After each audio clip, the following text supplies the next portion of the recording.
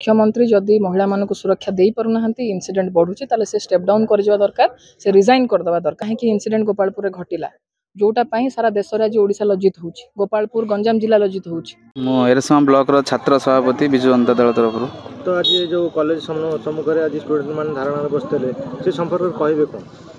आम यही छात्र को आम यही आंदोलन को ओह्लैलु एपाई जे कि आम अपेक्षा भी करूँ जे कि आमर न्याय मिल जो भौणी सहित एमती दुष्कर्म करागला 10 जन जो एमती अत्याचार जिनस कले तो ताकू आम अपेक्षा कलु भी 2-3 दिन जे कि तार सरकार तार किसी भी पदक्षेप आगू को नेले ना तो आम एठी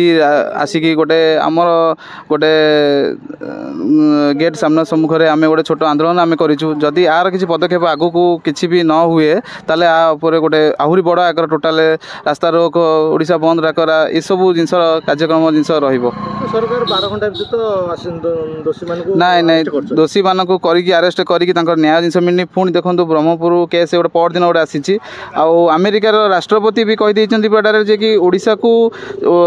6टा राज्य को कही कि जगह को तुम जीव भी ना बोली आ थ्रू लज्जाजनक कथा आउ कि किसी जिन ना भारी खराब जिन लगुच कारण